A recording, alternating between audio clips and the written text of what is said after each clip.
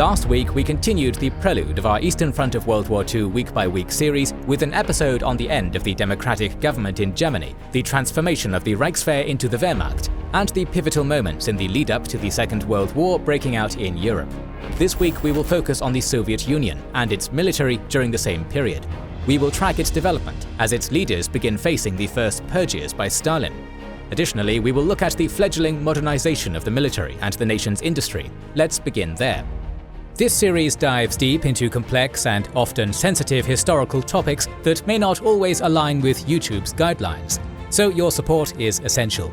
By becoming a member or patron, you're helping keep this project alive and ensuring we can continue delivering high-quality content to our viewers without worrying about demonetization. Our members and patrons have early access to the next 6 episodes. Become one by pressing the join button under the video or via the links in the description and pinned comment, and gain access to future Eastern Front videos and 200 other exclusive episodes. Even before the revolution, serious attempts had been made to increase industrial capacity in the Tsar's empire. Efforts to increase industrial capacity always had to contend with entrenched social interests and a lack of capital. This had only just started to change when World War I broke out, eventually leading to the dissolution of the empire. Lenin had attempted to reform society while increasing the production potential of the young USSR. This task was complicated by internal bickering of the party elite, not to mention the Civil War. Stalin had recognized the weakness of Soviet industry even before he took power. Now that he was firmly in control of the party and the country, he resolved to do something about it. He launched a series of programs based on an earlier proposal by Trotsky. These became known as the 5-year plans. The plans were to be backed by the full force of Stalin's fledgling terror state, with the first Purges started as a means to rid the Central Planning Committee of dissidents and people deemed politically unreliable. The first 5-year plan was launched in late 1928, with a focus on the growth of heavy industry. In 1929, collectivization and mechanization of agriculture were added to the program. By the end of 1932, the plan's goals were declared to have been met. The Soviet Union had no doubt made massive improvements to its industrial capacity, but there had been many sacrifices to meet the goals of the plan. The famine of the next year was blamed on the failures of the plan to properly maintain agricultural production in absolute terms. The famine killed millions, but Stalin had his numbers. The USSR had increased production of coal by 84%, oil by 90%, steel by 37%, and electricity by 168%. These increases helped build the baseline capacity that the Soviet Union relied on in the coming war, something Stalin made clear even at the time. The second 5-year plan ran from 1932 to 1937.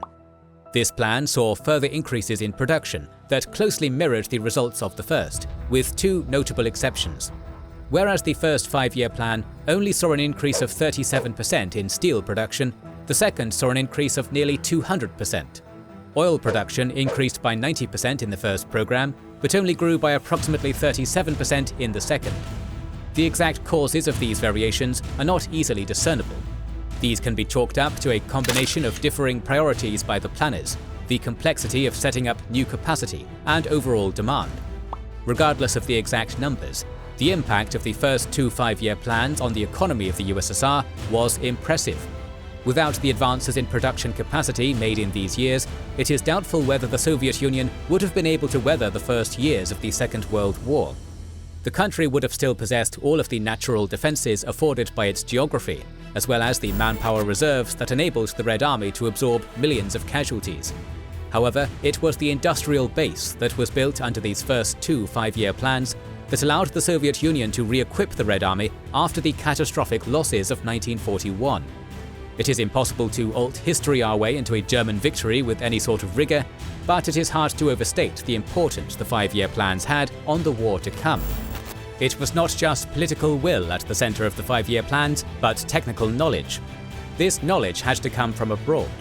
German, French, British and American engineers and businessmen were encouraged to sign contracts to produce factories. They also licensed designs to the Soviet government for everything from tractors to lathes to diesel engines. By 1930, there were 104 technical assistance contracts in place. The overwhelming majority of these dealt with metallurgical and chemical technologies, which were absolutely critical to a modern economy. Not just know-how, but actual hard equipment had to be found as well. In 1932, the Soviet Union bought approximately 90% of the machinery exported from the United Kingdom. A Cleveland engineering firm designed and built a massive steel plant in Magnitogorsk to rival US Steel's famous facility in Gary, Indiana. The ability to buy equipment, designs, and technical assistance from overseas was critical to the success of the industrial expansion of the five-year plans. In 1930, the Red Army was still suffering from growing pains and indecision at the highest levels. A new plan of modernization was put into place in 1928, but progress had been slow. This was due in part to the poor state of the country's industry. Of course, the five-year plans were intended in part to rectify this shortcoming. As the first plan came to maturity, Adolf Hitler came to power in Germany. He had never attempted to hide his contempt for the Soviet Union, and considered it his truest enemy. It was clear to the leadership in both countries that war was inevitable, though neither was prepared yet. Stalin promptly ordered his industry to refocus on armaments production. Modernization efforts had been underway since at least 1930, but these had been kept secret. This was partially to maintain appearances with the League of Nations disarmament talks that had been ongoing. The Soviet Union was an active participant in these talks and needed to present budgets that showed stable armament spending. They fabricated public budgets that met the requirements of the talks while keeping secret spending that was 3 times the presented budgets. After Hitler's rise to power, the Red Army went public with an even larger rearmament program. The meat of these budgets was spent producing massive amounts of equipment. Soviet armaments production dwarfed the Western Allies by nearly 3 to 1. The highlight of this production expansion was increased funding for the development of weapons. This period from 1930 to 1939 saw the introduction and adoption of no less than 16 tank designs. Comparatively, the British did the same for 12 designs, of which 5 came in 1938.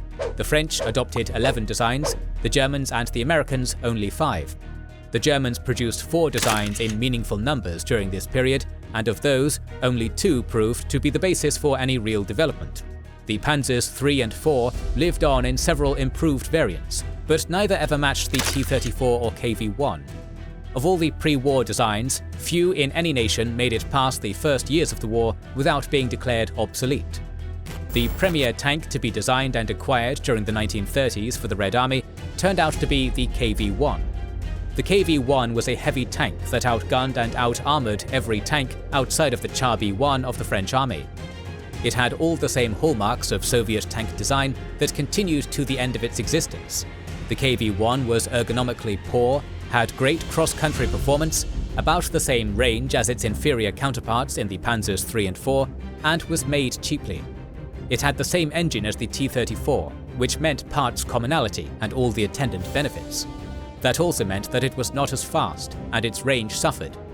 The transmission of these tanks was also poorly designed, and breakdowns were frequent. The tank also proved to not have as much room for improved variants as the other major tanks of the era, and was retired relatively early. The biggest shortcoming of this tank was that the Red Army had so few of them. Only 500 had been procured by the start of Operation Barbarossa. Additionally, they were not concentrated, leading to the dilution of their superiority against other tanks. The T-34 is often considered to be the best tank of the war. It was not introduced until 1940, however the bulk of its design work was done in the 1930s. Fundamentally, it was a product of this era of experimentation, despite its later introduction than other tanks of the early war.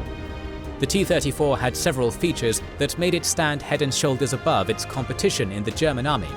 It possessed a significantly stronger armor scheme and mounted an excellent gun. It was every bit as fast as the lighter Panzers III and IV, with vastly better operational range. Additionally, it was able to be built in huge numbers. During its long production run, the USSR would produce approximately 84,000 T-34s. The Germans produced no more than 14,500 of the Panzers III and IV. This disparity is variably chalked up to differing industrial capacity, German production moving to the better designs of the Panther and Tiger series, and the Allied bombing of German industry. However, the simplicity of the T-34's design was certainly a factor in this discrepancy. Aside from tanks, the Red Army also experimented with artillery designs. The 1930s saw the Army's artillery completely redesigned, though mechanization and motorization still lagged. The newest howitzer design was in line with the best of the world's armies at this time. The M1938 kept the 122mm shell of the older designs.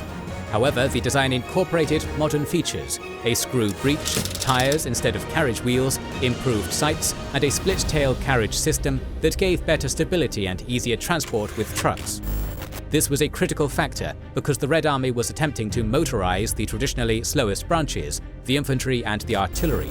Truck production was constantly an issue, and tractors were substituted in large numbers. This was less than ideal in many cases, owing to the lower speeds of tractors and their general unsuitability for long-distance transportation. Tractors, however, were cheaper and available in greater numbers. This availability was mostly due to the emphasis on tractor design licensing for agricultural use under the 5-year plans, but they served a dual purpose here. Trucks would remain a weak spot of Soviet production throughout the war. Aid from the Americans and the British filled this gap starting in August of 1941. All told, the aid amounted to approximately 400,000 trucks delivered during the war, while the Soviets produced 265,000 of their own. This aid was not necessarily foreseeable in the years leading up to the war. The Red Army knew that the mobility envisioned by their doctrine would be severely hampered if men and artillery remained unmotorized. The shortcomings of production in the 30s did prove to hamper the Red Army in its campaigns of this era, but resources were never properly devoted to solving the shortages. The Soviet Union was making lots of trucks, but the split needs of infantry, the civilian economy, and the army proved to be more than production capacity. One factor in this was the way trucks were distributed to the field forces. Instead of motorizing one division or corps at a time, the trucks were often distributed to the army en masse. This meant that the massive army could swallow hundreds or even thousands of trucks at a time without any meaningful change in its ability to transport men and material. This fatal flaw was remedied under Stalin's directive during the war, when units were built up in a deliberate manner in the rear areas. They would then be fed into battle as a completely equipped force. This was not a perfect solution. However, it proved to be an improvement over the practice of ad hoc distribution of trucks to units across the field force. The Air Force of this period saw some unique designs being fielded, with the Polikarpov I-16 being perhaps the best of the early modern fighter designs. It was procured in huge numbers for the time, with more than 10,000 units being built. By the end of the decade, it was outclassed by newer designs. The Germans were operating the Bf-109 in significant numbers, and the Fw-190 was not far from being operational. The Soviets had several promising fighter designs in progress, but there were few modern designs actually fielded in operational capacity at the end of the decade. The war would see a rejuvenation of the fighter in the Soviet aero industry, with several excellent designs being fielded alongside British and American planes. None of these were in development before 1940, and this failure would go on to haunt the Soviet Union in the early days of the German invasion. One area of design in which the Red Air Force did succeed was attack aircraft. We might call this today the close air support role, represented by the IL-2 Sturmovik in the Red Air Force. The design work on this concept was by no means unique to the Soviet Union, with the Germans producing the excellent U-87 Stuka in the same role.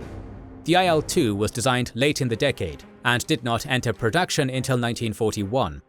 It proved to be more flexible than its German counterpart and was better armed and armored. This was partially due to differences in the employment of these two designs. The Stuka was initially a pure dive bomber that would later be adapted to the anti-tank/strafing role. The Sturmovik was always less of a dive bomber and more of a general-purpose aircraft, designed to be able to attack ground forces with impunity to anti-air. This impunity was never more than illusory, but the Sturmovik could shrug off small arms and light anti-aircraft artillery better than almost any plane of its day. The Soviet Union's Navy was also given a chance to field new designs under the expansion of the industry in the 1930s. Owing to the victory of the Zhunikol, or Young School of Thought, in the doctrinal battles of the 1920s, the priority for Navy expansion was quite low. This did not mean the death of naval construction. It was just that any plans of the Navy would have to play second fiddle in the expansion of the Red Army and Air Force. In a surprising turn, Stalin allowed the navy to pursue a plan to acquire battleships. Exactly why is unclear, but it is generally accepted this was in response to the German construction of the Scharnhorst class and the later Bismarck class. At first, attempts were made to procure a design or even entire ships from a third party, which had been a popular method for less developed nations before the First World War. Eventually, it was decided to build a native design. This resulted in the Sovietsky Soyuz class. 4 were laid down, but none made it off the slipways. All 4 were scrapped by 1949. The story of the modernization of the Soviet Union's military and industry in the 1930s is one of success, but there was one major stumbling block: Joseph Stalin himself. Starting in 1936, his cronies began to remove people deemed to be obstacles to their absolute control of the country. In turn, Stalin made sure to engender deep rivalries among his core group of supporters. These men would, not infrequently, be purged themselves. Genrikh Yagoda is perhaps one of the most notable examples of this. Stalin continued these purges for at least 2 years. Unofficially, it was recognized that until Stalin died in 1953, no one could be truly secure. The purges conducted under his leadership are often attributed solely to his paranoia of losing his power. Sometimes they are said to have been born out of his inability to allow others a measure of success in the public eye. These are fundamentally core truths of the purges of the 1930s. However, the story of the purges is more complicated than one man's ego and appetite for absolute power. Joseph Stalin was responsible for thousands of extrajudicial murders based only on the thinnest pretense of evidence. Just the same, many more lives were ended by men and women under Stalin who thought to build their own little empires of influence in his regime.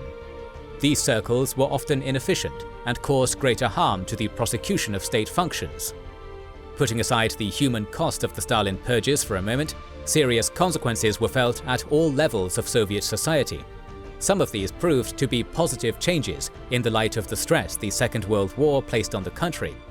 Many proved to be the stress cracks of huge faults in the country's institutions that would very nearly be the death of the USSR.